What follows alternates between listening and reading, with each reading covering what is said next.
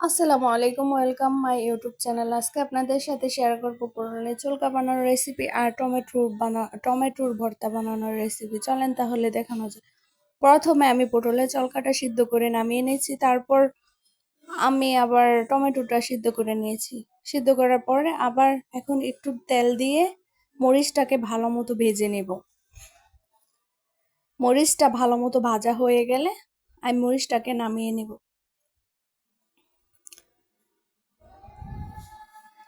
নামিয়ে নিলাম। নামিয়ে নিয়ে এখন পটলের চুলকাটা আবার ভালো মতো এখন আমি এটাকে ভালো মতো ভেজে নেব।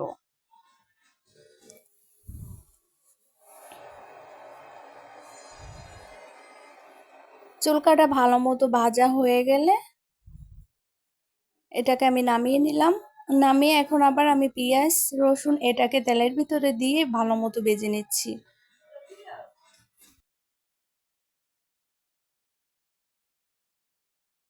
পটলের চুলকাটা ভালো মতো বেটে নেব।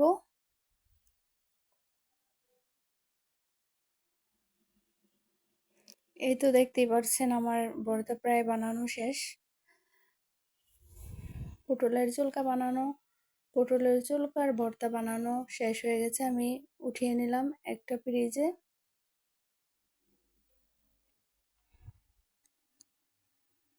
এখন আমি মরিচটা বেটে নেব, ভালো মতো বেটে পেঁয়াজটা বেটে নিচ্ছি।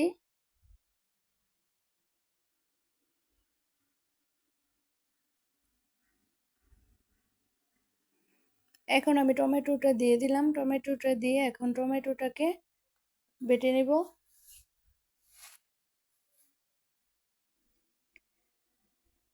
এই তো দেখতেই পাচ্ছেন আমার টমেটোর ভর্তাটাও বানানো হয়ে যাচ্ছে। দেখতেই পাচ্ছেন টমেটোর ভর্তা বানানোর কালারটা কতটা সুন্দর এসেছে।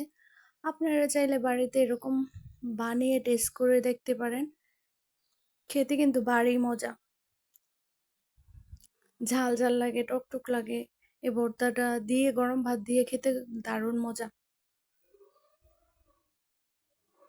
এখন আমার ভর্তাটা বানানো হয়ে গেছে, একটা ফ্রিজে নিয়ে নিলাম আমি।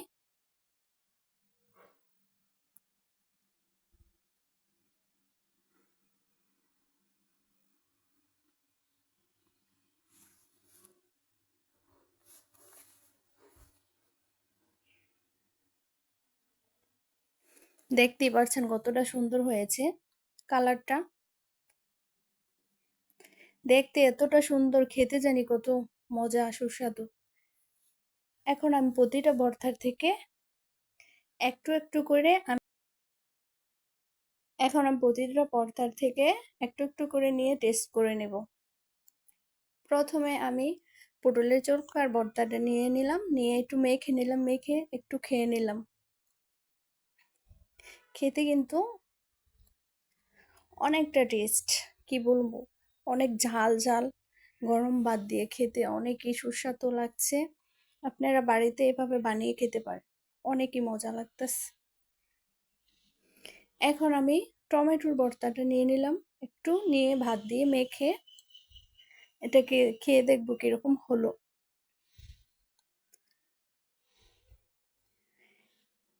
মেখে নিলাম। এই তো দেখছেন, একটু খেয়ে নিব। খেয়ে দেখলাম অনেকটা টকটক হয়েছে। এখন এটা একটা ডালের ভর্তা, এটাকে একটু খেয়ে টেস্ট করে নেব। অনেক টেস্ট হয়েছে, খেতে অনেকই মজা হয়েছে। এখন আমি নিয়ে নিলাম একটু শুটকির ভর্তা, মেখে খেয়ে দেখলাম অনেকই সুস্বাদু ইয়ামি হয়েছে। যদি ভিডিওটা ভালো লাগে তাহলে লাইক কমেন্ট শেয়ার সাবস্ক্রাইব করতে ভুলবেন না। আল্লাহ হাফেজ।